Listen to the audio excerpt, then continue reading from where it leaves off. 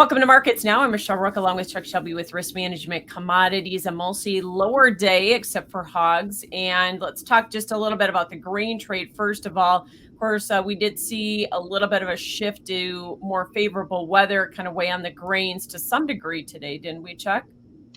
Well, early in the day, there was rain in Indiana, parts of Wisconsin, and Ohio. I think the market looked at that and thought, it was a pretty big deal.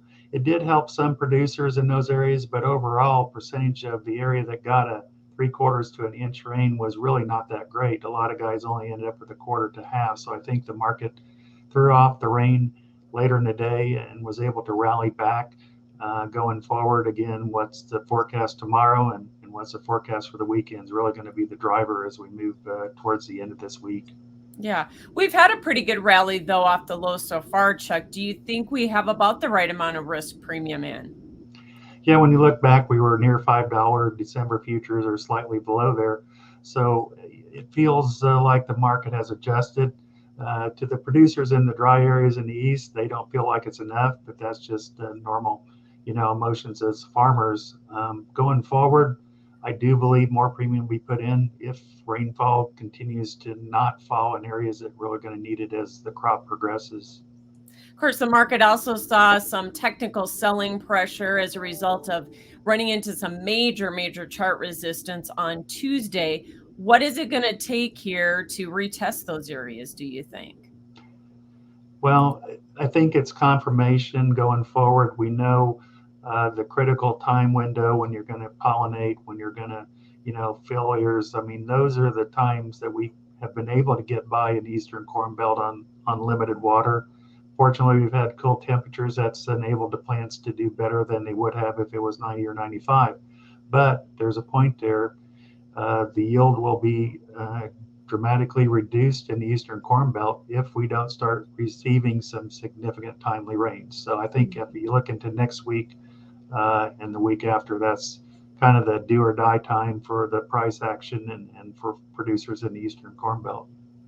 So do you have some targets? Because I know yesterday when we had the sell off the highs, it looked like once we hit 550 D's corn and 1250 November beans, that maybe there was some hedge pressure there. Are those good areas to be selling into?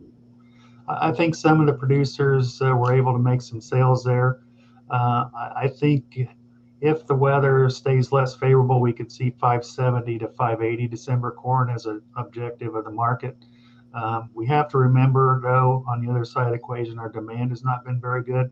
So we may not get back as high as what we would like to see as a producer, but I think those are reasonable expectations if we don't get any rain, significant rain in the Eastern Corn Belt. What about the wheat market? Because we've really struggled there. And I know we're not competitive on a global standpoint. Russia keeps undercutting us. EU prices keep falling. Is that the real problem here in this market, or what is it? Well, we just been undercut by Russia. Another factor I think that hasn't been talked about much, the soft red wheat crop, it's been hurt because of lack of moisture. So I look at the yield on the soft red wheat coming is not going to be as good as a lot have thought. It may be a pretty mediocre to poor crop due to lack of rain. So I think there might be a little bit of a story there, but we continue to struggle to see wheat get turned around and get an uptrend going. Markets, we're also watching for the Fed decision. They're going to take a pause, but it looks like rate hikes in the future, and the market to maybe reacted to that, at least the outside markets. Yeah, it's nice that inflation has dropped down to where it is, but the reality of it is it's still, extremely high. And the Fed's policies going forward, they're going to have to probably increase more to knock it down. Although, I do question, does that really, have as much effect as we might think? Because in reality, it only impacts certain businesses when they raise interest rates. We're still a lot of money out there in the economy. And so it's still, to me, it's going to be a difficult task to raising interest rates. Yeah. The bigger effect sometimes is just the uncertainty that it leaves traders that don't want to participate in these markets, isn't it? Yeah, and you know, as markets like some stability and some knowns, I think that was a good news about kind of telegraphing that they weren't going to raise rates here. Again, they're saying that they probably will, and that's yet to be determined how many more they need to do to get accomplish what they're looking for. Right. And I think that's probably part of the reason the stock market sold off late. I don't know if that impacted the cattle market. We had already been correcting before that. And do you anticipate that we're going to see a bigger correction here? Is this part of a bigger correction, or is this healthy for the market? Well, the money flow, the fund money decided today for whatever reason they were going to pull out of cattle. We saw the feeders and the fats take a huge decline. The hog market benefited from that. I think it's just money flow. I mean, how much lower can cattle go when you look at the fundamental side? The consumer continues to buy beef. I think it's helpful for the pork market to get some new demand going. So I think it's just this gyrations of money flow. I wouldn't be surprised tomorrow to see maybe cattle have an up day after such a big sell off. Not only that, but do you think we had some cattle hog spread unwinding because hogs were up, and we've seen that spread go the other way for quite a long time? Yeah, that favorite trade of the funds was to buy cattle and sell hogs no matter what was going on. As we've talked many times before, the funds will push a market too far. Eventually, they're going to take their money off the table, whichever direction they are. And I think today was a great example of what happened to the cattle market and to the hog market.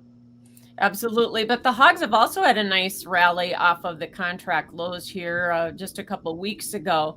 Have we also seen enough of an improvement in cash and cutout values to really continue to push this market, or are we getting close to maybe a short-term recovery?